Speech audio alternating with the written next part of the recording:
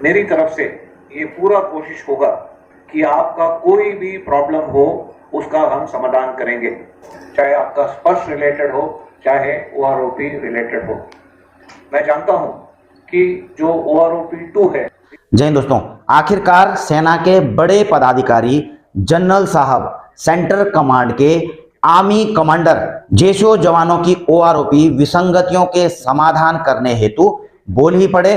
और इसके अलावा भी इन्होंने अन्य मुद्दे जैसे पेंशन, स्पर्श, भूतपूर्व सैनिकों के कल्याणकारी योजनाओं पर भी बहुत कुछ कहा। जी हाँ दोस्तों, पहले सुनते हैं सेंटर कमांड के आर्मी कमांडर और गढ़वाल राइफल और गढ़वाल स्क्वाड के colonel of the regiment lieutenant general NS Raja Subramaniam साहब को, जिन्होंने देहरादून आकर भूतपूर्व सैनिकों से मिलाप किया और उन्हें संबोधित किया। और दोस्तों, इनको सुनने के बाद आपको बताऊंगा कि कई भूतपूर्व सैनिक और संगठन इस मिलाप में शामिल नहीं हुए। तो ऐसी क्या नाराजगी थी कि कई भूतपूर्व सैनिक इस सभा में शामिल नहीं हुए, इस पर भी बात करेंगे। पहले आप सुनिए जनरल साहब को, आर्मी कमांडर साहब को। मानने के पूर्व कुछ महीने पहले यहाँ मैं आया था कर्नल रेजिमेंट का भार संभालने के बाद, और उस समय भी मैंने ये आश्वासन दिया था कि मेरी तरफ से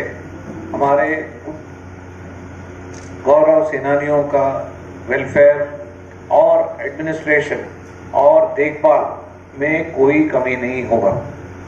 अब ये मेरा सौभाग्य है कि कर्नल रेजिमेंट होने के अलावा मैं यहाँ पर GOC/INC सेंट्रल कमांड का भी पदभार संभाल चुका हूँ। जैसे मैंने पहले बताया, एक सैनिक जिस समय यूनिफॉर्म पहन लेता है और जब तक मरता नहीं है, सैनिक ही रहता है। गौरव सेनानी होने के बावजूद, रिटायरमेंट के बावजूद भी आप हमारे परिवार का अभिज्ञ भाग हैं, और मेरी तरफ से ये पूरा कोशिश होगा कि आपका कोई भी प्रॉब्लम हो उसका हम समाधान करेंगे, चाहे ECSS से हो, चाहे CSD से हो, चाहे आपका स्पर्श रिलेटेड हो, चाहे OROP रिलेटेड हो। मैं जानता हूं कि जो OROP 2 है, जिसका कि हमने भारत सरकार को और डिपार्टमेंट्स को अवगत कराया है, और हमारा कोशिश ये होगा कि जल्दी से जल्दी ये त्रुटियों को दूर किया जाए।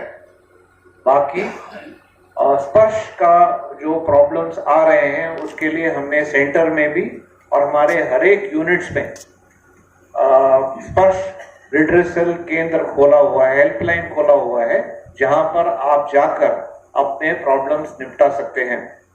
तीसरा, सेंट्रल कमांड में एक लाइजन ऑफिसर PCDA प्रयागराज में रखा हुआ है, और अगर आपको अपने पेंशन संबंधित या किसी प्रकार से कोई भी प्रॉब्लम हो तो उन प्रॉब्लम को जो है सुलझाया जा सकता है।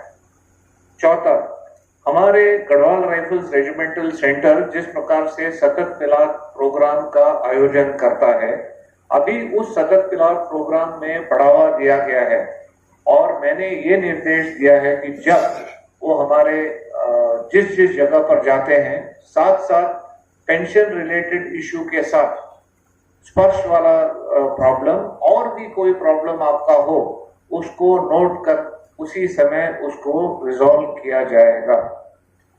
बाकी पूरे उत्तराखंड में जो हमारे स्टेशन हेडक्वार्टर्स हैं, उनको भी ये निर्देश दिया गया है कि जो हमारे वेटरन्स और गौरव सेनानियों का कोई भी प्रॉब्लम हो उस। तो दोस्तों, आपने आर्मी कमांडर साहब को सुना।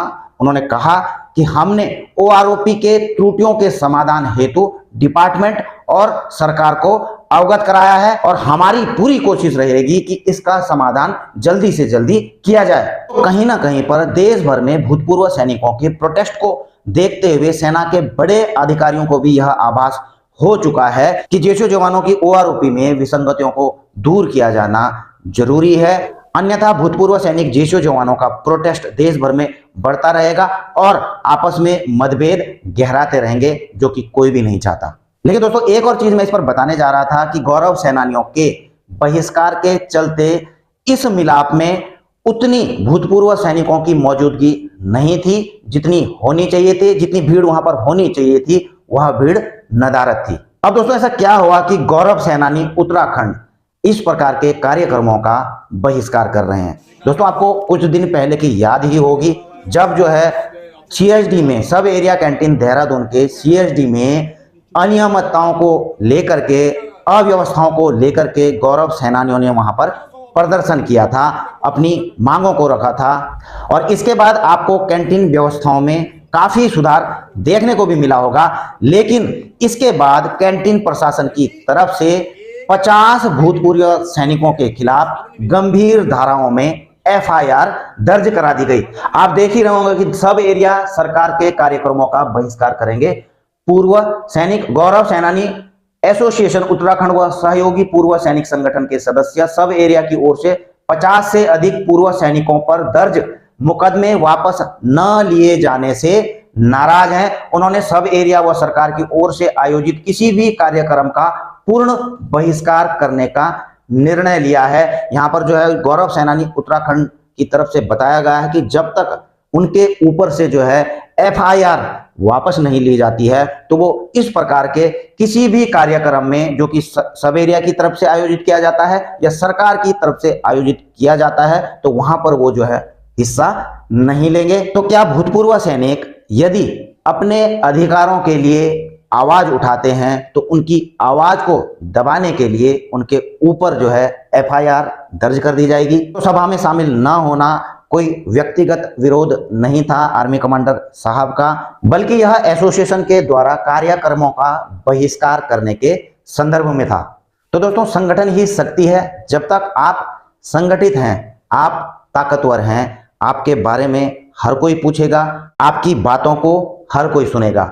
इसलिए संगठित रहें, मजबूत रहें। इसी के साथ अपनी वीडियो यहीं पर समाप्त करता हूं। जल्द मिलेंगे नई वीडियो में नई जानकारी के साथ। जय हिंद, वंदे मातरम।